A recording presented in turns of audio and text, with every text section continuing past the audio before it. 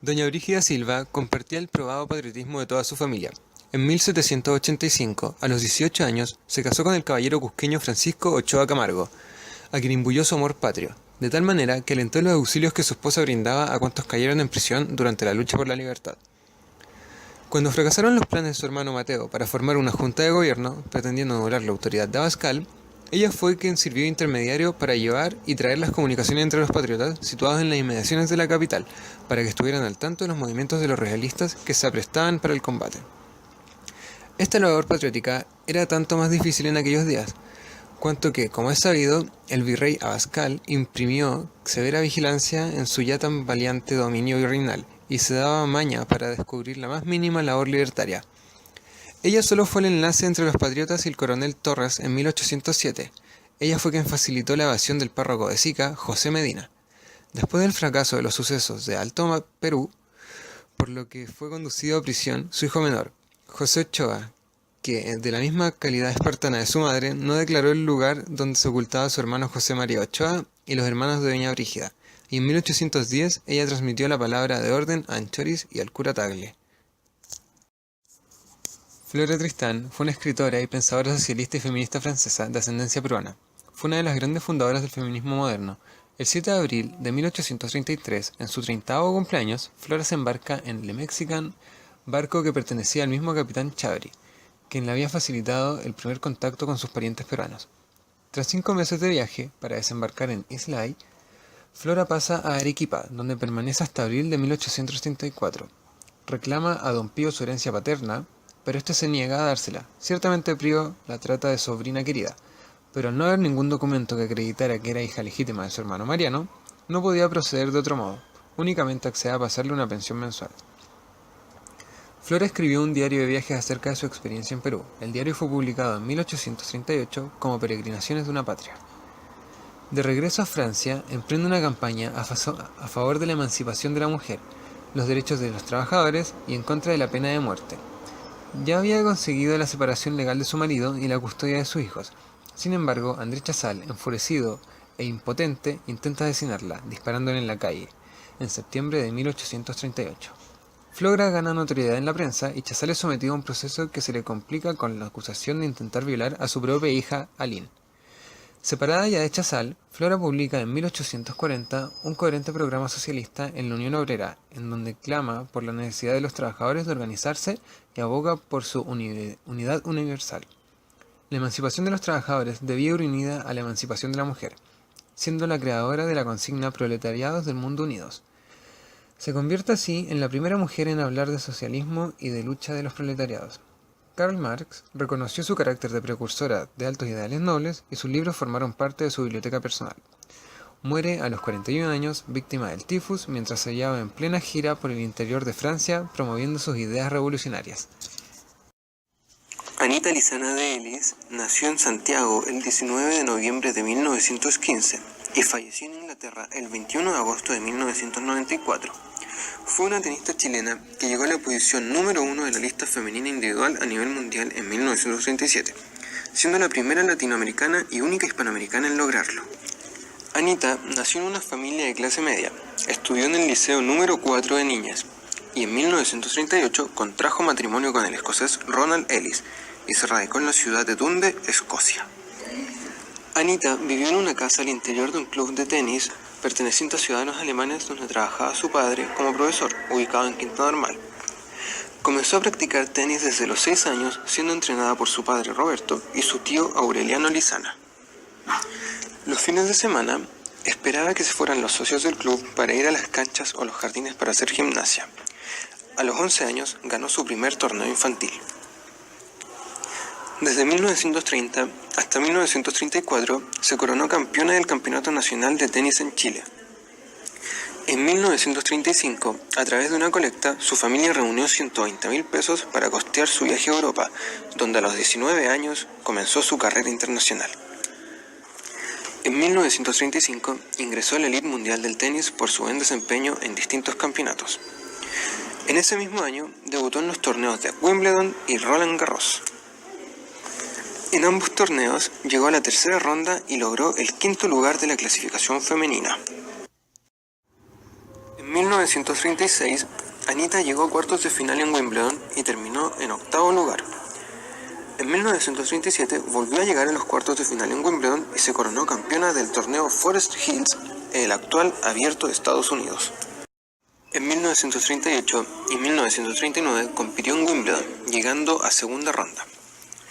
En 1940 se retiró temporalmente del tenis con 24 años, debido a la suspensión de los torneos en Europa por la Segunda Guerra Mundial. Regresó en 1946 con 30 años y ganó 5 campeonatos en dobles mixtos junto a su esposo, y fue campeón individual en Escocia en 1947 y en el Campeonato Nacional de Irlanda. Ese mismo año volvió a Wimbledon, llegando a segunda ronda y se retiró del tenis. Manuela Sáenz, hija del hidalgo español Simón Sáenz de Vergara y la criolla María Joaquina Aispuru, nació en Quito el 27 de diciembre de 1795. Luego de haber completado su formación con las monjas conceptas, pasó al monasterio de Santa Catalina de Siena, de la Orden de Santo Domingo, para concluir así con la educación que en ese tiempo se impartía a las señoritas de las más importantes familias en la ciudad. En ese lugar aprendió a bordar, a elaborar dulces y a comunicarse en inglés y francés, habilidades y labores que fueron con las que se mantendrían sus años de exilio en Paita. Fue una patriota quiteña y compañera sentimental de Simón Bolívar, reconocida por la historiografía independentista americana contemporánea como heroína de la independencia de América del Sur. Es también conocida como Manuelita Sáenz o como Libertadora del Libertador por su decidida actuación defendiendo a Simón Bolívar durante un atentado en su contra. Criticada, denigrada e ignorada por sus contemporáneos, y aún décadas después de su muerte, solo a mediados del siglo XX Manuela Sáenz empezó a ser reivindicada como heroína y prócer en la gesta de la independencia, o como precursora del feminismo en América Latina. Casi 2 siglos después de su muerte, es un personaje que continúa aún despertando odios o amores y ocasionando debates y controversias. Mariquita Sánchez fue una patriota argentina, cuya tertulia convocó los principales personajes en su tiempo. Es ampliamente recordada en la tradición histórica argentina porque la marcha patriótica fue cantada por primera vez en su casa el 14 de mayo de 1813. Su origen y sus 2 matrimonios le aseguraron una posición social de primera línea, pero demostró que su personalidad bastaba para colocarla en el nivel que ocupó. Llenó muchas páginas de la pequeña historia y se convirtió en símbolo de la mujer argentina del pasado por la brillantez de su desempeño y la franqueza de sus actitudes. Antes de cumplir 15 años, se enamoró de su primo, Martin Thompson, y se comprometió contra la opinión de sus padres. Empecinada, se presentó al virrey Sobremonte para que dejase sin efecto los arreglos que había hecho su madre para casarla con Diego del Arco. Cerca de un año después de iniciar el juicio, los enamorados obtuvieron la autorización y la boda se realizó el 29 de julio de 1805.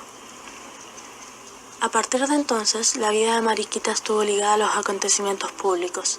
Abrazó con fervor la causa de la libertad y colaboró con todas las empresas patrióticas de la Revolución de Mayo.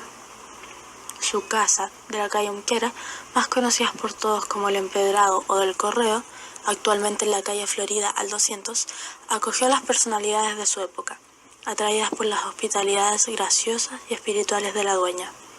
Los problemas más delicados eran debatidos allí, lo mismo que los temas literarios. En 1820, la viuda, muy admirada, contraía nuevo matrimonio, esta vez con Washington de Mandeville, francés expatriado, cuya conducta le deparó muchas sinsabores, que terminaron en separación, disimulada por las funciones diplomáticas del marido fuera del país. Aquí había sido cónsul y muchos años más tarde, Mariquita reveló en carta a Juan Bautista Alberdi las miserias de su vida con Mandeville. Ya este matrimonio tuvieron 3 hijos, Julio, Carlos y Enrique. Históricamente se ha representado a Mariquita Sánchez como un personaje más en la historia argentina, relegándola al hecho de haber interpretado el 14 de mayo de 1813 por primera vez en su célebre salón literario el himno nacional argentino. Pero en realidad, Mariquita Sánchez de Thompson fue una de las primeras mujeres argentinas políticamente activas. Era cronista de los sucesos que conformaron luego la historia fundamental de Argentina, como república y tenía conciencia de la proyección histórica que podían tener sus escritos. En más de una ocasión, sus actitudes fueron consideradas políticamente incorrectas e incluso respondía con tácticas retóricas agúdicas. María Sánchez de Thompson ha sido considerada como la figura femenina más activa en el proceso revolucionario, como también una de las observadoras más agudas del proceso político posterior. A ello ayudó su larga vida y su incesante capacidad de trabajo que le permitió ser testigo directo de los acontecimientos de la época patria y de los vividos durante las presidencias históricas de la época constitucional.